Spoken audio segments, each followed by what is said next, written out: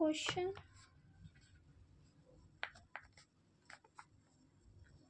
two identical charges sphere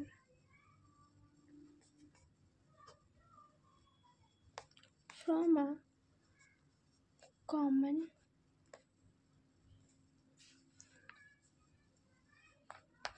point by a two massless string of length L are initially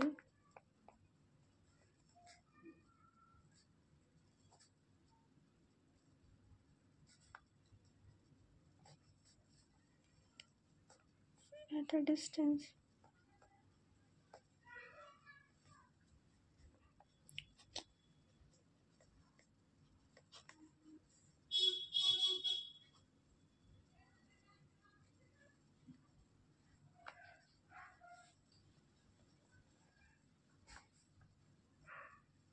because of their mutual repulsion. Because of their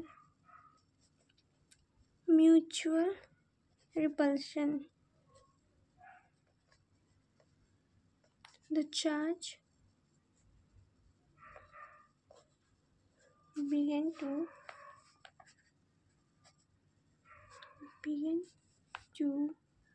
leak from both the sphere began to leak from both the spheres at a constant rate. At a constant rate.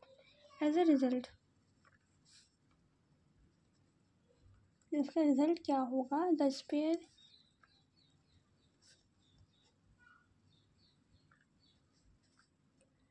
approach each other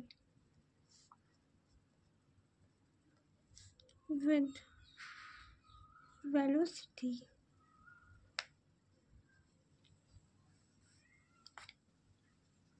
v.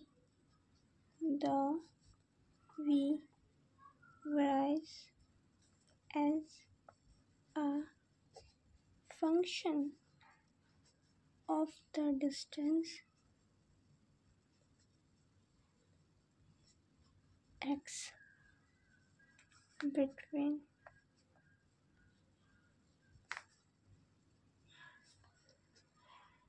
spheres as. So इस question में दो identical charges pair है from a common point. एक common point मतलब एक common distance है दोनों के बीच में by two massless string of length L are initially at a distance d. कुछ ऐसा है. कॉमन पॉइंट ये है इनका, ये लेंथ L, ये हमारे स्पेयर है. Are initially at a distance d. ये पहले डिस्टेंस d पे है, apart because of their mutual repulsion. इन दोनों के बीच में म्यूचुअल रिपल्शन होने के कारण the charges begin to leak. Charges leak करना स्टार्ट कर देते हैं एट अ कांस्टेंट रेट पे. जिसका रिजल्ट क्या होता है? जैसे जैसे चार्जेस कम होते हैं रिपल्शन कम होता है, चार्जेस डिक्रीज हो रहे हैं, रिपल्शन भी डिक्रीज हो रहा है. क्यों हो रहा है? क्योंकि हम जानते हैं फोर्स क्या होता है. Force equal proportion to the charge का स्क्वायर. तो जितना ज़्यादा फोर्स होगा उतना ही ज़्यादा अट्रैक्शन या फिर रिपल्शन होगा. बट यहाँ पे सेम चार्जेस है इसलिए रिपल्शन होगा. यहाँ पे चार्जेस कम हो रहे हैं तो रिपल्शन कम हो रहा है. तो हमें निकालना है कि रिपल्शन कम हो रहा है. रिपल्शन कम होने से ये एक दूसरे से अट्रैक्ट होंगे, अट्रैक्शन बढ़ रहा है. अट्रैक्शन बढ़ रहा है तो किस स्पीड से वो एक दूसरे, ये दोनों स्पेयर किस स्पीड से एक दूसरे को अप्रोच कर रही हैं, ये स्पीड v है। और ये v डिस्टेंस से किस तरह से चेंज हो रही है। डिस्टेंस और v x, डिस्टेंस और v के बीच में क्या रिलेशन है, हमें ये निकालना है। तो हमें निकालने के लिए सबसे पहले हम जानते हैं ये दो चार्जेस हैं,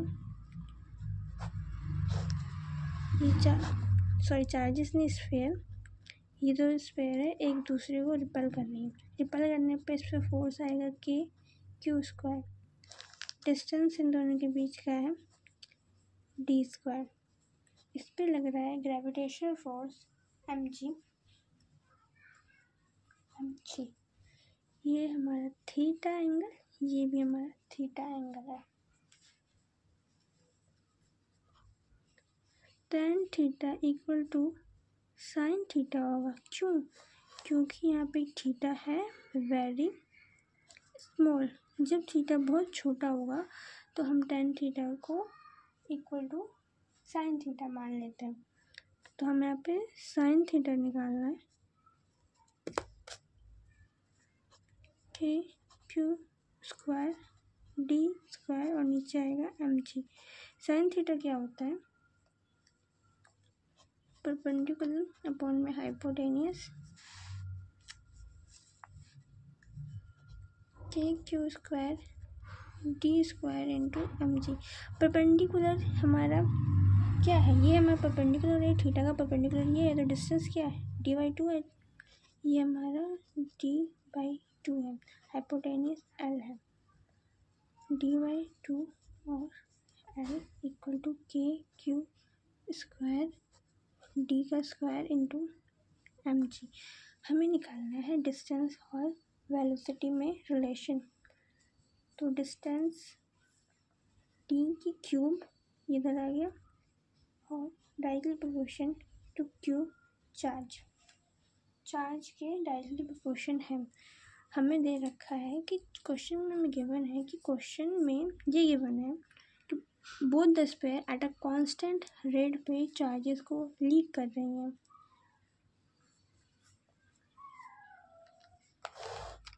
तो d का q और q चार्ज, अगर 2 इधर आ गया तो डिवाइड में आएगा। यहाँ पे हमारा q है dy/dt,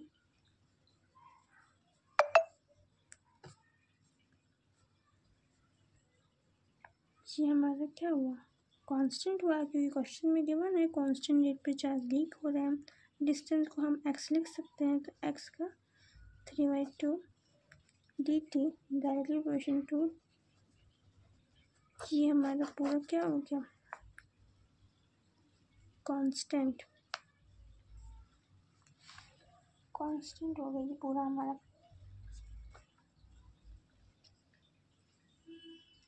अब हमें निकालना है रिलेशन इसका, डिस्टेंस का विद वेलोसिटी। डिस्टेंस का रिलेशन वेलोसिटी के साथ कैसे निकालेंगे?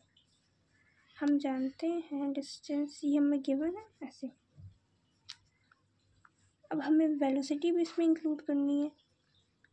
वेलोसिटी कैसे इंक्लूड करें?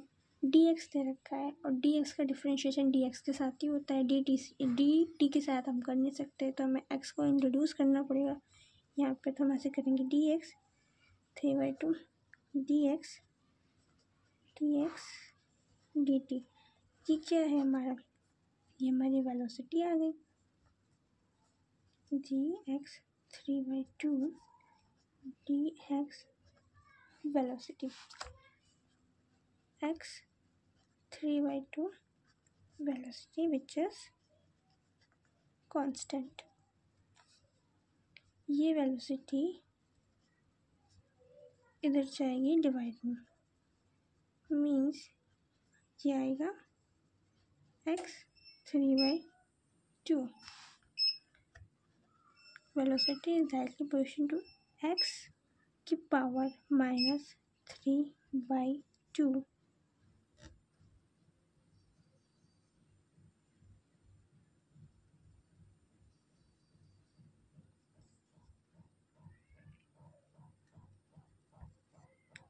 Minute, I am sorry, differentiation करना था यहाँ पे, यहाँ से गलत हो गया।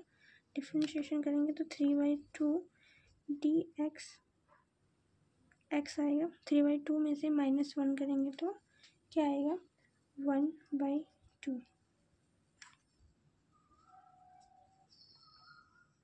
तो x 1/2 इक्वल टू 1/b, ये हमारा कांस्टेंट हुआ। ये कांस्टेंट हुआ तो velocity is equal to x की power -1/2। This is our answer. I am really sorry for my mistake and thank you.